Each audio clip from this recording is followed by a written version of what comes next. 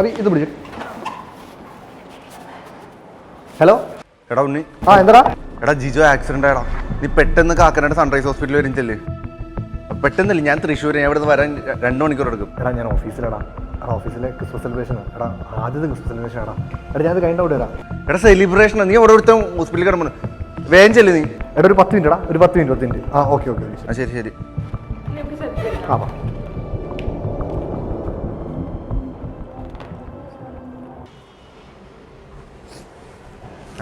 Hello എടാ ഏത് ഹോസ്പിറ്റലാണെന്ന് പറഞ്ഞേ?